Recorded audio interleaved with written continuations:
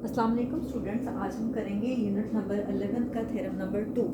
देखते हैं कि इसमें क्या कह रहे हैं। कहते हैं if two opposite sides of a quadrilateral are congruent and parallel it is a parallelogram. अगर किसी क्वाड्रिलेटरल की अपोजिट साइड्स जो हैं वो पैरेलल होती हैं और कॉन्ग्रुएंट होती हैं तो कहते हैं कि वो पैरेललोग्राम बनाती है। ठीक है, तो आपको सबसे पहले तो ये पता होना चाहिए कि क्वाड्रिलेटरल क्या है। कोई भी जो 4 साइडेड फिगर होती है उसको आप बोलते हो क्वाड्रिलेटरल। ठीक है, तो अब ये देखिए कि ये आपके पास है सपोज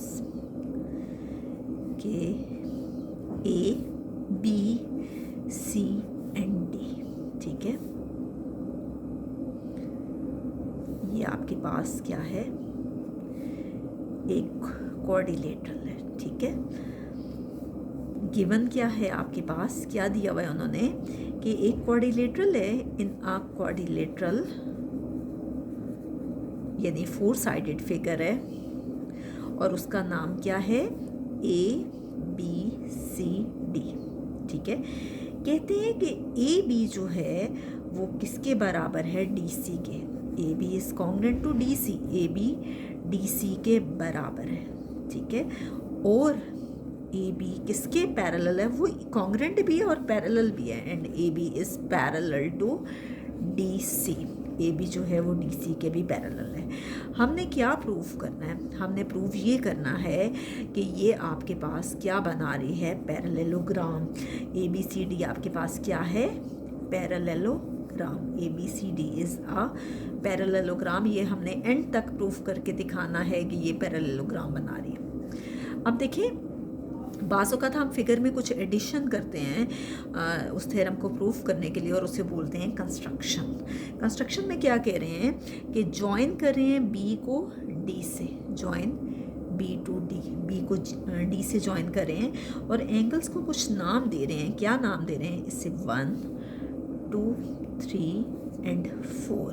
तो कंस्ट्रक्शन में आपके पास क्या कर रहे हैं कि जॉइन कर रहे हैं बी को डी से, क्या कर रहे हैं, join the point, join the point B to D, B को डी से जॉइन करें एंड नेम द एंगल्स, और एंगल्स को कुछ नाम दे दें। और क्या नाम दे रहे हैं, angle 1, angle 2, angle 3 and angle 4। ठीक है, नेक्स्ट है आपके पास प्रूफ, और प्रूफ में नेक्स्ट है आपके पास प्रूफ, और प्रूफ में है जी स्टेटमेंट्स एंड रीजंस। ठीक है, सबसे पहले क्या है कि एक ट्राइंगल है ए बी डी और दूसरी ट्राइंगल हम ले रहे हैं सी डी बी, और इन दोनों ट्राइंगल्स में हम 1 to 1 कॉरेस्पॉन्डेंस शो करेंगे, यानी कोई सी 3 बातें हम प्रूफ करेंगे। अगर तो वो 3 बातें प्रूफ हो गई तो हम कहेंगे कि इनमें 1 to 1 कॉरेस्पॉन्डेंस है। ठीक है, एक हम ले रहे हैं ट्राइंगल ए बी डी और दूसरी ले रहे हैं सी डी बी, जिन पे मैंने टिक किया है। ठीक है, तो देखिए ए बी किसके बराबर है, डी सी के। ए बी डी सी के बराबर है, ये साइड इस साइड के बराबर है और इस साइड के पैरेलल भी है, और ये हमने किया था गिवन में।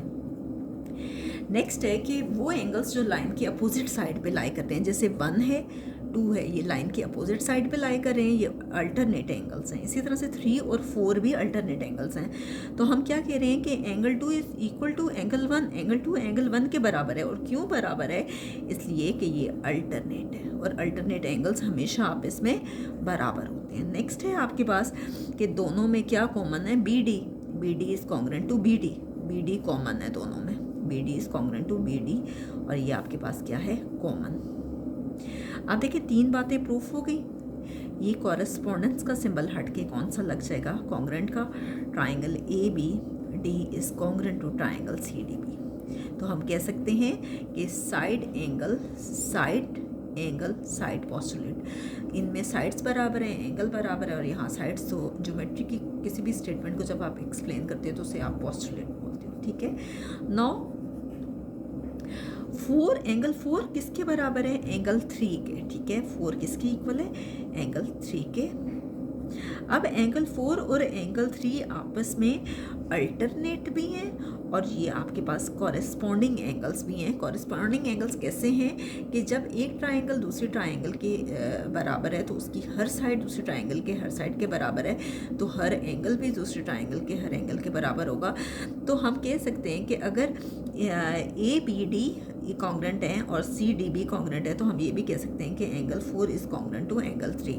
तो ये क्या है, corresponding angles of congruent triangles.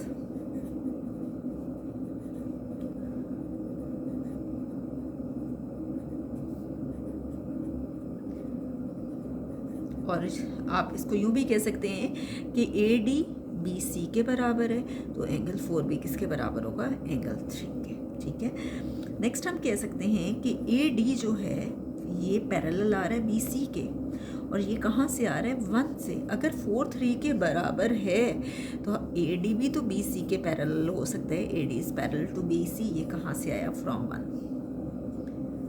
ठीक है, नेक्स्ट है एंड ए डी जो है वो बी सी के बराबर भी है। क्यों है, इसलिए कि कॉरेस्पॉन्डिंग साइड्स भी बराबर हैं, कॉरेस्पॉन्डिंग एंगल्स भी बराबर हैं, और कॉरेस्पॉन्डिंग साइड, जब दो ट्राइंगल्स एक दूसरे के इक्वल होती हैं तो उनके एंगल्स भी बराबर होते हैं और उनकी साइड्स भी बराबर होती हैं, तो हम कह सकते हैं corresponding sides of congruent triangles. ठीक है, अब देखिए ये आपके पास है 2 और ये है आपके पास 3। ऑल्सो हमने गिवन में किया था कि गिवन में हमने क्या किया था, ए बी डी सी के कॉन्ग्रेंट है, ए बी डी सी के बराबर है, पैरेलल है, sorry, A B is parallel to D C, ये है गिवन में। तो अब देखिए ये है आपके पास इक्वेशन 4।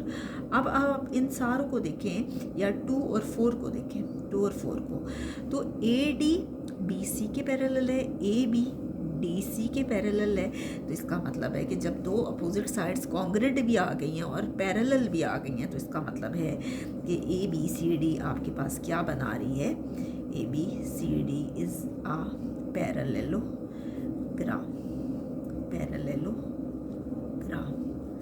और ये कहाँ से आया, फ्रॉम 2 to 4। तो ये थ्योरम आपके पास यहाँ पे प्रूफ हो गया है। और इम्पॉर्टेंट बात कि ये थ्योरम जो है बोर्ड के पॉइंट ऑफ व्यू से बहुत ज़्यादा इम्पॉर्टेंट है। नेक्स्ट वीडियो में इंशाल्लाह हम नेक्स्ट थ्योरम करेंगे।